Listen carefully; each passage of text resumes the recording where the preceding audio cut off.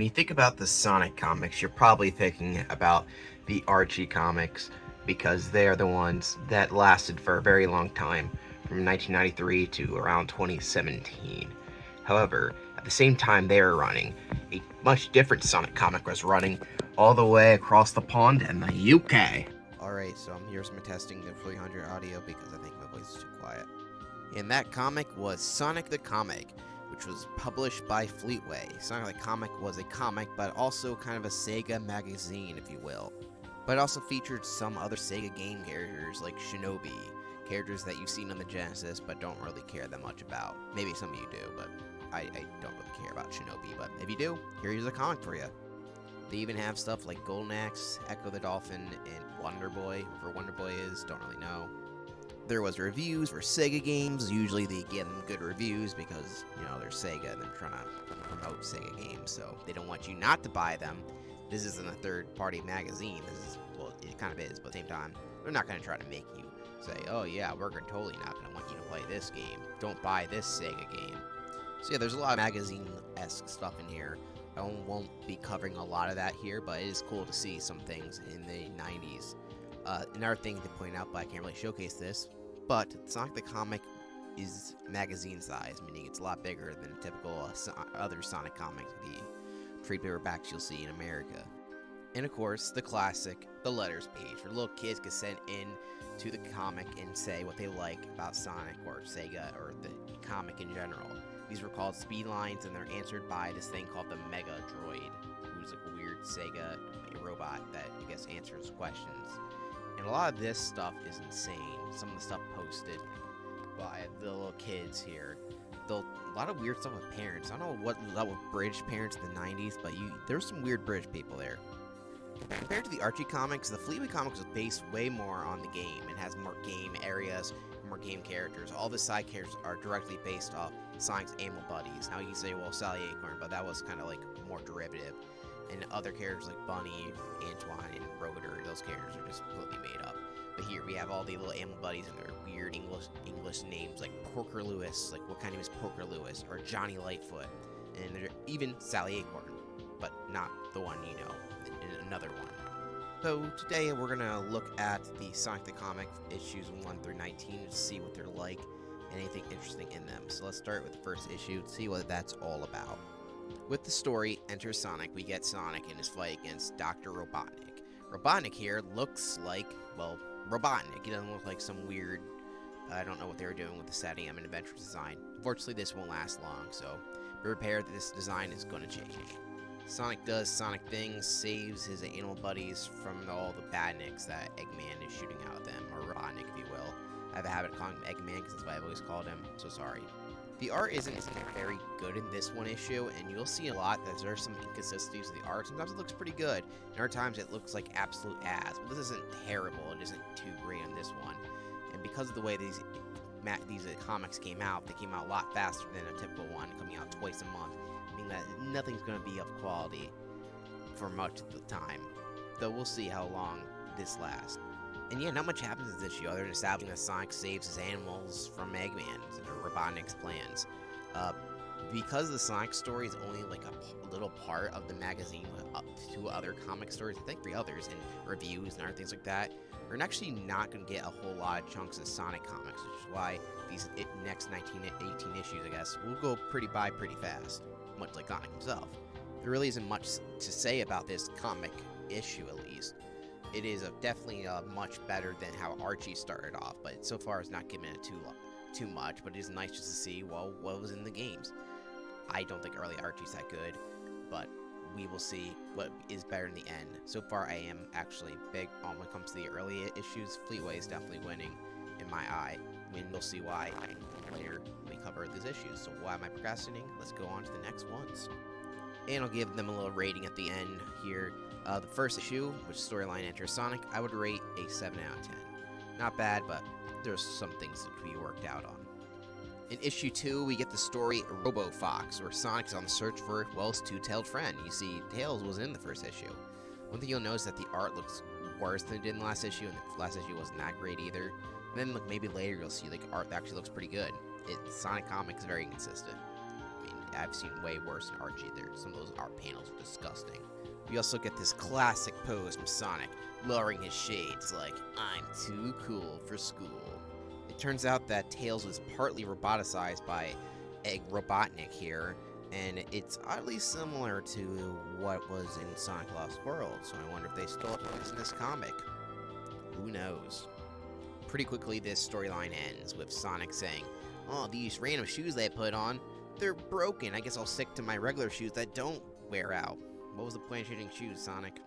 The world may never know. For some reason, some goober rated Night Trap at 75%, and we all know that's not a 75% game, let me tell you that. Speaking of 7, that's basically what the comic is, a 7. Yes, it's alright. These stories are fine, they work for what they are. I think the shortness of them works in their favor. If they were a little longer, it'd be like, because some of the early Archie stuff had that problem. 7 is pretty good for what it is. And sorry everyone out there who wanted to see a Shinobi comic covered, but hey, if I was a fan of that franchise, I would be covering that. But I'm a Sonic guy, and I'm really covering this comic for Sonic, and later on this purely becomes a Sonic comic, so all these other stories go away. However, the artwork in some of these, like this guy getting choked out is kind of brutal, looks a lot better than the Sonic comic sometimes. It's kind of drastic to actually see this detail, and then you see the Sonic comic, and it kind of looks like this. Issue number 3, Mayhem in the Marble Zone, actually has a much better art style. I'm not going to name all the people who do these comics. There's some more famous, more popular ones. But yeah, that's up to you, because I would be here all day if I listened to them. But yeah, this little comic takes place in the Marble Zone, and we have a much better art style. In this issue, Sally Acorn, yeah, that's Sally Acorn, is crying because I guess her brother, who is an idiot, wanted to fight Robotnik and be like Sonic, but, no one's Sonic but Sonic. Also, Sonic's kind of an asshole in this comic, and I kind of love it, especially to Tails. He hates Tails in this comic. I don't know. Maybe he doesn't really hate him, but it comes off. He says, like, I really hate you, Tails, and he calls him Pixel Brain later on, whatever Pixel Brain means. I thought it was a British slang, but there's actually like a kid who asks, what does that mean? And it's like, oh, Pixel. Yeah, that's about it. The art is better. There is some uncanniness to it, if you couldn't tell. It was cool because when Sonic's running in order to get to the Marble Zone, he's like, I'm gonna take a shortcut for the special stage, which is, the special stage that we see in the games. I'm not sure if it's Sonic 2 one or Sonic 1, but yeah, there you go. Isn't that nifty? And after saving this little squirrel guy, Sonic's like, now buddy, I'm gonna bully you because you stole my shoes, you bastard. This is another 7 out of 10. And these comics are just like, they're passable, but they're nothing spectacular. They're fun for what they are, and they definitely give you some Sonic stuff. So these stories are always a little too short for my liking. They kind of don't do a whole lot before they basically just end dramatically on you. But I do like the cool things that references in the Marble Zone and all, like some characterization, if you will. Though some of the times artwork looks a little uncanny in this whatever art style this guy was going for. This comic made me aware that there's this random giant Sonic hot air balloon that I was not aware of. I kind of like it. It looks pretty cool. Issue number 4 has the story Day of the Badniks. We're introduced to this one-off character known as Badnik Sonic. Yeah, not Metal Sonic, Badnik Sonic. Metal Sonic, or Metallics, we'll see, hasn't been introduced yet. See, this is their version of a robot Sonic that, it's interesting to say the least. I think it was in a weird fan game, and people are like, well, this character's kind of interesting.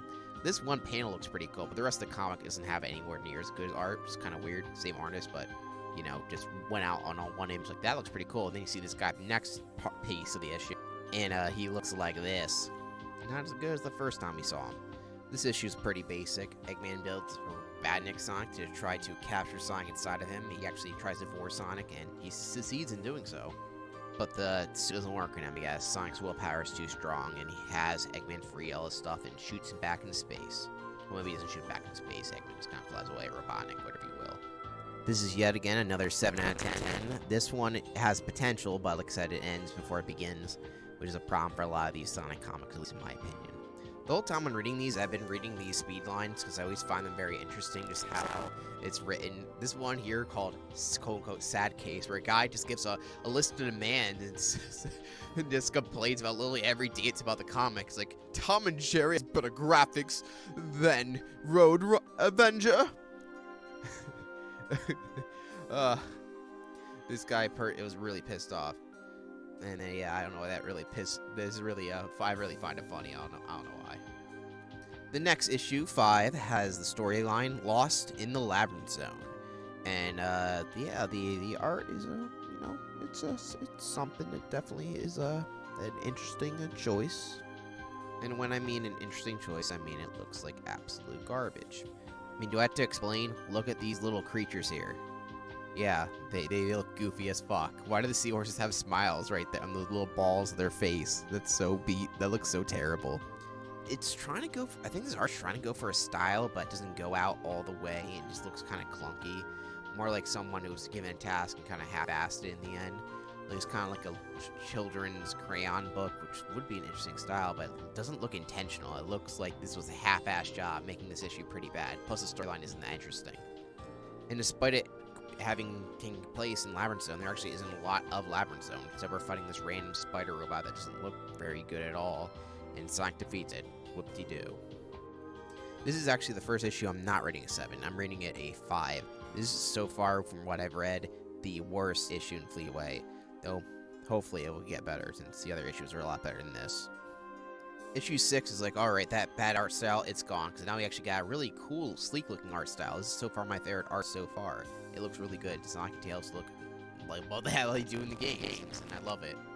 Though all of these backgrounds look kind of flat. Most of this comic deals with the Wing Fortress Zone. Tails flies Sonic up there, and Sonic does a lot of the parts that were in that level. Wing Fortress Zone is not my favorite level. If you see my Sonic 2 review, which I recommend watching because it's pretty good, well, I think it's good, then yeah, just go there. Also, the Death Egg in the comic is quite literally an egg shape. Makes it make sense. We also get to see this nice little Sonic from Sonic 2. However, it's beat up because Sonic's already beat him up, but is he just repeating Sonic 2 again? Why would the Death Egg be up with the same Mecha Sonic? Oh well. Overall, it feels like we're on fast forward mode, getting to the end of the Sonic 2 randomly. It's not terrible. The art's nice. I do like it. It looks great, but the backgrounds are a little flat for my liking, and also it looks a little rushed, making this just another 7 out of 10 in my book. Though it was closer to an 8 than the last story, that's for sure. I gotta mention the speed lines again for the storyline called Problem Mum, because they don't say mom, they say mum. British people, why do you say mum instead of mom? It's mom, alright? So this mum is gone crazy about Sega games and plays the Master System. If you didn't know, Master System is actually pretty successful in the UK, and at this time it was still being released. This person, their mom was playing a game, and they're like, hey mom, do that, and they did it, and they died, and they got pissed off and threw a tantrum. And something about that's funny, because the mom's not supposed to throw a tantrum, the kid is. I know it's kind of lazy, but hey, it's funny to me. Issue 7 is a big one. We have the storyline Super Sonic, and if you know anything about Fleetway, this is a thing you probably know best. Sonic's in Oil Ocean Zone helping the Resistance, or Freedom Fighters, if you will. Kind of. They kind of are iffy what they actually are. Sometimes they're the regular Animal Friends, sometimes a one-off character. So far, it's kind of inconsistent. Then he meets his arch nemesis, Aquarius, the Seahorse Badnik from Sonic 2. It's actually weird because there's one little Badnik, which you've killed millions of in the game, all of a sudden, like Sonic's arch nemesis, like giving him the battle of his life, and then he kills Sonic, or so we think. Sonic transforms into Super Sonic through pure anger. Oh yeah, for some reason, even though most of the stuff is very accurate to the games, including actual level mechanics and even knowing how to get to the special zone, stuff like that, for some reason they interpreted Sonic collecting all 7 Chaos Emeralds and then collecting 50 rings and turning into a golden character which you control into, well, Sonic going insane. He has red swirly eyes and everything else about him is still Super Sonic, except Sonic loses control and doesn't even have control of his personality. Kind of like a Hulk-style thing, where he's even more powerful than before. It is very weird that they would interpret Super Sonic that way. I would prefer to be a different type of form rather than just being Super Sonic, but the idea and concept I like quite a bit, actually, and I kind of wish they did something similar with the Werehog, instead of just a big Sonic, same Sonic. They did it in the later Archie Comics, but I digress. Yeah, this is such a very interesting idea. You'll see it be reused a lot in this comic series. Not too much early on, but this will definitely be revisited quite a few times, so be prepared to see it again. So for the rating, you'd think it might be like a little higher than 7, but apparently from my first read, I rated it as 7. So maybe something about the writing just wasn't 8 enough, but I guess the concept is more interesting than the actual idea, the execution. So I'm going to go with what I said in my rating. You can see my ratings live as I do them on the Comic Geeks thing, League of Comic Geeks. It's kind of weird, but that's where I review some stuff. Basic stuff, though. It's not big of a it's just little stuff. And I'm digressing again. Yeah, it's a 7 out of 10. In issue 8, we get the origin of Sonic, which is the origin of this version of Sonic. However, it's not the most unique one in the world if you've seen my channel already, which you probably haven't because I'm not that popular. But if you want to watch the first ever Sonic Kong video, which you can go check that out because it will give you some backstory into what this issue is about. Sonic and a couple of his friends, including Tails, Porker, and Johnny, they kind of appeared in the background in a couple of issues, not really that important. They're going to get drastic redesigns. They have the same head, but different bodies. Sonic's like, hey, I'm going to tell you the backstory of all this stuff, how all this crap happened. And each reason has to go to a TV screen in order to do this. Sonic runs so fast in one of his mechanisms that he becomes blue. Yeah, that's really all there is to Sonic. Sonic's mechanism is the same before and after. He just becomes blue. Like, I don't really understand the point of having him be brown and then blue. Yeah, that's why this was never a canon to most of the other Sonic stories, because it's kind of stupid. If you know anything about the Sonic Bible, or if you've know about the promotional comic, or you've seen that video I did, you'll know everything that goes down here. Nothing's really changed. It's that Sonic was once a brown hedgehog who could just run fast naturally, and he met a doctor called Dr. Kinterlore who wanted to get rid of all evil using the Chaos Emeralds.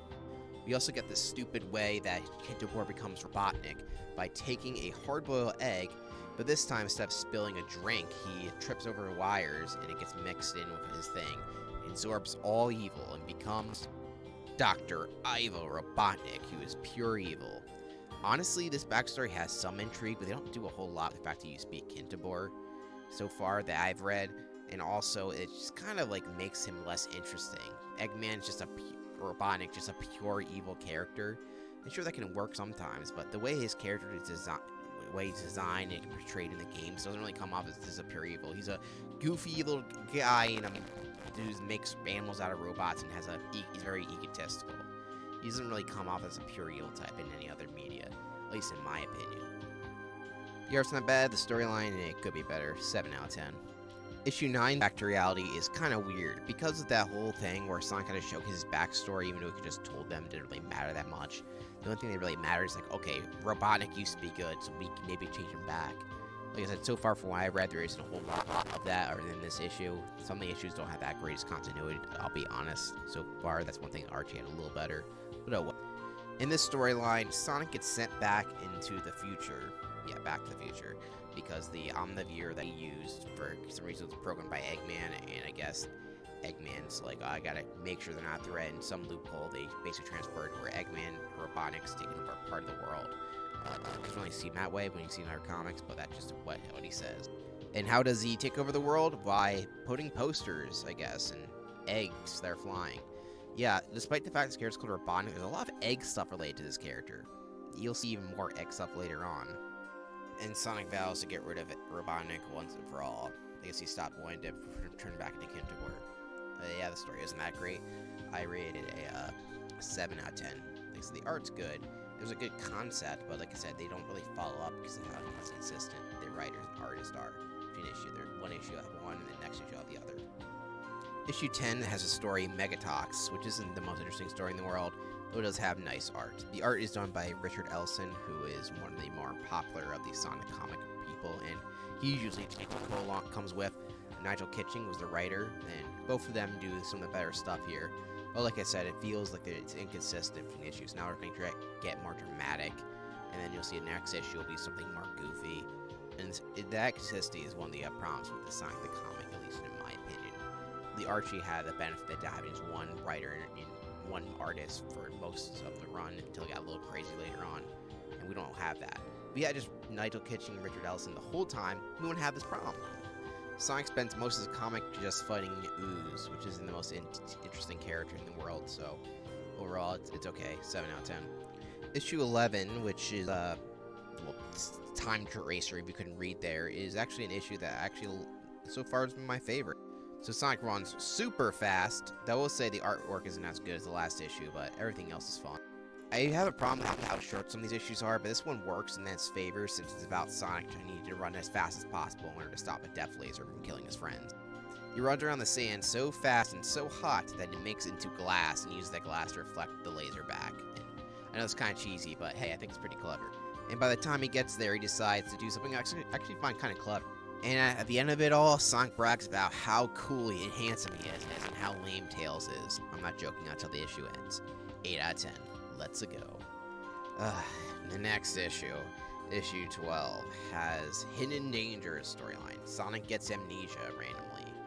And I'm not the biggest fan of amnesia plot, especially in Sonic, since the other times I've seen it, Shadow amnesia was pointless, and the IDW amnesia was even more pointless.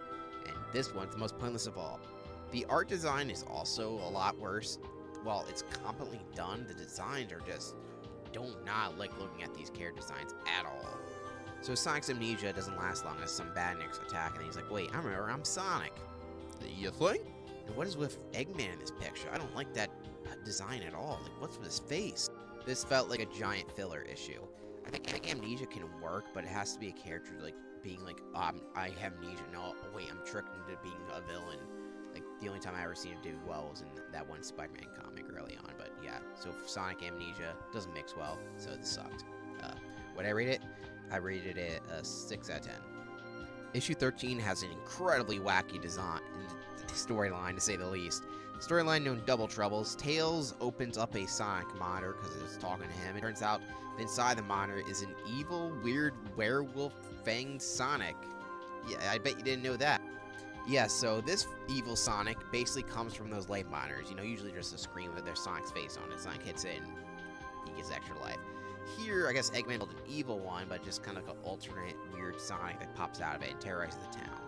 And Archie's Sonic comics also had a kind of similar plot line where an evil version of Sonic also did similar things. But this one at least has a creative start. Well, the story is fun. It's also really wacky and alright, all around okay. I would rate it 7 out of 10. Though I do like a Sonic kicking him back in his item box all the way up into space. Gotta love it. Issue 14, known as Hero of the Year, Sonic goes again as disguised as a penguin guy. This is his disguise in this world. Tails does not go disguised because I guess no one recognizes him, and Trenchcoats do all the work. Look at Sonic's disguise versus Tails' disguise. Sonic puts all this effort into looking not like him, and Tails just puts a trench coat on. In one of Eggman's cities, Sonic's going to this award ceremony where he is supposed to be awarded something. And he's like, this could possibly be a trap, but I cannot resist the urge to get myself a reward, because this version of Sonic has a giant ego, if you couldn't tell by that scene where he's looking at himself in the mirror. So yeah, spoiler, it was a trap, but Sonic's like, I can still break out of it because, you know, I'm Sonic and I can do whatever the hell I want. And after that, randomly jump cuts to them out in Emerald Hill fighting a bunch of badniks. Overall, yeah, it doesn't really, the storylines don't correlate. I guess it's the same guy, but at the end of the day, why are they over here, you know, and not fighting at the word show? Well, whatever, 7 out of 10. Issue 15, the storyline is known as the Green Eater. A giant robot is doing some things, you know, like, oh, Sonic has tan legs. People always say, oh, look at Sonic's arms are color blue, but no, these are tan legs. Tan legs are more cursed than blue arms.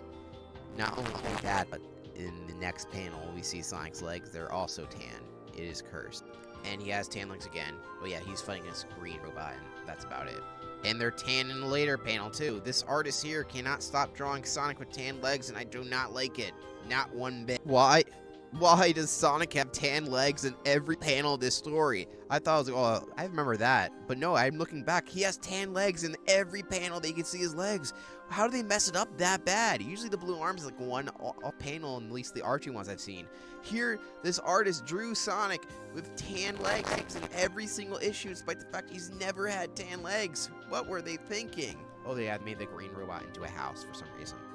The next issue, issue 16, is a Christmas episode, if you couldn't tell, called Happy Christmas, Dr. Robotnik.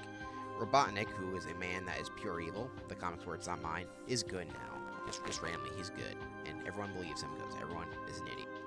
Then PGA Tour Golf gets the award for the lowest rated game so far, 54%.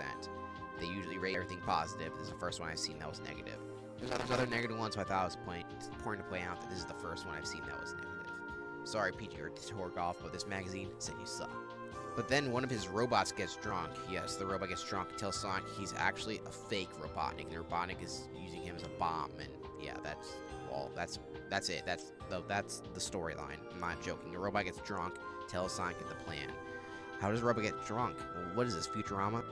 You know what else goes along with this? Sonic. Despite the fact he knows Robotnik's origin story in this continuity, he knows that he's pure evil, and that the only way for him to not be pure evil is for him to get reverted back. And he's obviously not in that form because he's still in the weird robotic form. He's like, yeah, I believe him. Oh hey, Merry Christmas everybody, despite the fact that it's currently May. The side stories in the comic, there's always a Sonic comic, but however, they always switch up. So some games after they're done, there are 6 issues, I believe, they switch out to another one, and they can return too. And one of them turns out to be a Tails comic, since kids want to see the adventures of Tails. Spoiler alert, the adventures of Tails suck ass. Some older Tails summon Tails to the weird night realm, or Tails is like a chosen one or a special hero because he wrote mail to them. It's kind of oddly similar to the weird Archie comics where Tails is just a little kid who's not that great at anything, and then he has this weird prophecy that makes him more important than he actually is. He's like, I don't really understand this stuff. It's weird that both comics have the exact same storyline, and both of them do not fit Tails' character at all. These comics feel more like someone was just doing a Golden Axe comics, just made to do a Tails thing, and these druid fantasy stuff, and that's what it comes off as. I mostly am judging these based on the first part of the storylines, and the first one I was not very good at all. So overall, I'm getting this issue a 6, and Tails' storyline did not help it in that regard, make it bump up either. Issue 17 has a disgusting-looking human guy with a belly button showing and a really disgusting-looking face, Sonic the Human. Be prepared for what is probably going to be the worst issue of Sonic the Comic. In this bizarre storyline, Sonic wakes up as a human, and they're like, Sonic the Hedgehog, we can't do that. We're going to do a cheap-looking scriggly sign and write human. It's not even creative the way they wrote it. It looks so half-assed. So, for some reason, this disgusting human form is what we get to see the entire issue. Of all the weird things that come out of Fleetway, like the item box and the Badnik Sonic, I'm surprised that no one did something with this weird human Sonic. Like this thing, maybe people are just so disgusted by it. Like, honestly, this is as bad as the pre-Sonic movie design, the one with the human teeth. Sonic has an evil mom who wants to eat a hard-boiled egg because Eggman. Also, this is Tails. I don't like the human designs for these characters. Why does Tails look like a old wrinkly man? So the disgustingness of this hard-boiled egg green slime, like what is with this issue, makes Sonic wake up. And finally, Sonic's out disgusting human design, though we do get to see a very gross image of mid-Sonic between human and hedgehog design, and I do not like that one much either. It looks like he has that like a beard there, which looks very wrong. So yeah, that was easily the worst issue that I've read so far. They're just disgusting. It's also stupid. Like, I don't want to read a story about Sonic becoming a human kid and having to be forced to eat a hard-boiled egg. Like, what the hell is that storyline? In the Tails section of the comic, Tails fights this weird horse goblin guy. Kind of. He fails miserably. But then the bridge they're fighting on falls, but Tails is like, hey, I can fly. Can you fly? And that's about it for this comic. Nothing too special here. The next issue takes place in Casino Night, and this zone features a parody of Mario and Marxo Brothers. It's very weird. All of a sudden, the little pig guy, whose name is Porker, has a jacket that makes you think, oh, maybe he's a cool guy, but no, he's not. He's pretty lame. Apparently, these guys called the Marxio Brothers are running everything, and they're Mario mixed with Marxio. Somebody said Marxio. They're, you know what I mean, the Marx Brothers. I guess it's kind of clever, but I don't know what kids know of the Marx Brothers. I know Groucho, but do these kids know the social commentaries of Duck Soup? Probably not. Oddly enough, I didn't think the issue was that interesting. Honestly, it didn't really ravish me that much. Maybe the last issue was so bad, and just getting something another mediocre issue was just maybe not rate this high. Plus, the Tails storyline sucks like always. But this issue does have not bad art, so I'll give it that.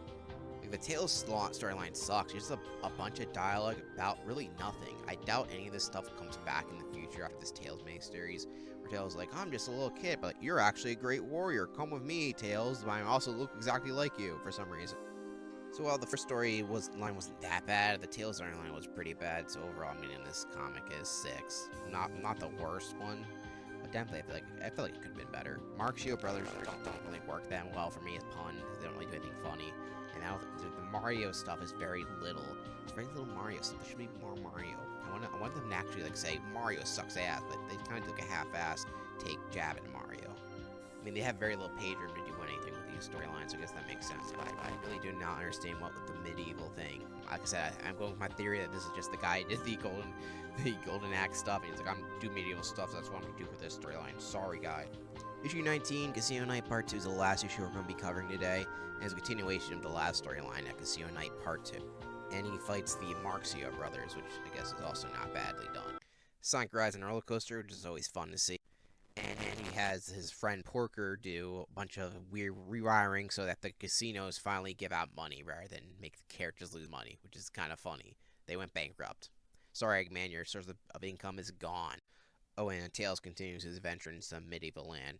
It's not really interesting enough to comment on. They kind of fight things. Tails finds another Tails locked up, and Tails like, I guess I'm a brave hero after all this. That's the whole thing about the Tails storyline. I guess I should like continue it for end this area, but when I did the thing, I was like, I just put it in one section. This is the section I'm going with. One of the things I wasn't able to cover is Sonic the Poster Mag, which is basically a poster book for Sonic the comic related things.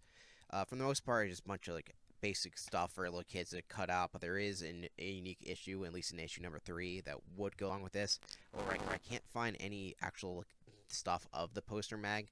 The comic itself's rare enough as it is. It's only released in the UK. However, that's been all scanned to online sources. I can't find anything for the poster mag, and I don't think they're that important. But keep in mind, if you're in the UK, you can find these comics. Speaking of which, reading these comics isn't the easiest, at least to find. They don't go up for sale very often, and mostly if you look up, you'll see the Archie Sonic comics. This is an unfortunate case where these are not terrible hard to read if you know anything about how to read comics easy. But if you want the physical stuff, you're just not going to find it. They only released these in the UK, and they've never been reprinted. Now, they never had like volume collections like of those classic like paperbacks that some people like me like to collect. And that's alright. I mean, I guess it makes sense. You know, the company that owns Fleetway now called Egmont, I don't know, Eggman. I'm not British. Actually, I mean, I am actually. I'm part British, but never mind that. They actually have done Sonic books in the recent years of just like random things like Sonic joke books, stuff like that. So I guess they could do it, but I don't know if Sega would ever let them do it. But yeah, there's a small fan community online and make their own comics, but we're not up to that point. So for those of you interested in reading, there's this website called Read Comic Online. Though make sure you have your ad blocker, because the thing about ad blocker sucks. But with ad blocker, you know what I mean. With ad blocker, it's fine, but without ad blocker, you're running for hell. Which is kind of weird. They have ads on this stuff because they don't own any of this stuff. It's surprising how much stuff they have. They pretty much have everything, especially when it comes out. I try to read stuff in paperback when I have the chance, because it's better to do it that way, because it's always better to read physically. Some things you're just not going to be able to get your hands on in something like Sonic the Comic, so I don't feel too bad about reading stuff like this here. It's also a great way to find interesting stuff, and then if you like it, you can buy it in person. That's just how I go. I don't mind it. I think it's a great way to get people to read more comics. I mean, you can just screw it all in some Marvel and DC apps, but like I said, Sonic the Comic's out there, so this is the best way to read the comic, especially if you're an American like me. The final verdict on Sonic the Comic is that I think it's good. I have said I have critiqued stuff, but it's easier to critique stuff than praise stuff. But from what I've seen, I've actually quite liked it. The only problem is there's inconsistency between art and writing, specifically with art. Don't forget tan-legged Sonic. While the consistency isn't there, it is definitely has a lot of heart and unique charm. Just for the presentation of the magazine and all the unique writings, I feel like the people who made these really liked what they were writing. They liked Sega stuff, and they seem to really like Sonic, even if some of them were inconsistent with their storylines. Like I said, I wish there was one overlong writer, but I think that happens later on, when this apparently series gets pretty good later on, from what I've heard from British fans. If you're a Sonic fan, especially if you're a Sega fan, I actually recommend looking this comic, because it's a nice time capsule of nice magazine stuff. I'm sure there's better magazines out there for stuff like this, but if you want like a Sonic comic and a bunch of other Sega comics, as well as some additional video game magazine stuff of the early 90s, this is definitely a go-to. Especially for Sonic fans who wanted something that a classic Sonic experience, that kind of a comic like that actually goes through the actual Sonic levels and has features more of the characters than this one. I do recommend this storyline. I would say overall probably gets a 7 out of 10, since I have been rating everything a 7 out of 10. Though I do, like I said, this is mostly a Sonic or Sega fan. If you're not, you're probably not going to enjoy this, but maybe you will. And with that said, that is the end of the video. I hope you enjoyed it. If you want more, make sure you let me know. I am planning on reading this whole thing. It's not that much, to be honest, since it only started in 93 and ended in 2001. And after a while, it became reprints. We'll get into the reprints near when we get to, if I continue this series into the end. But yeah, Fleetway Sonic is very interesting. I didn't want to do a giant video because it would just be too much. But at right point, maybe I'll combine on videos in the future if I complete the whole thing. Let me know if you want more Sonic comic. You guys seem to like the promotional comic video. I did read the Archie comics back in the day, but I might do an Archie video in style of this rather than me just reading the whole comic, because that sucks. I'm not very good at that stuff. I don't think I'm bad at voices, but like continually doing it, I'm not good at pacing myself. Let's just say that. Anyway, thank you for watching. Make sure to subscribe if you like me. If you want to see more of me, well, hear more of me, and you're not seeing any more of me. Like if you like it, dislike it if you think I suck. Comment down below if you think I suck. And that's it.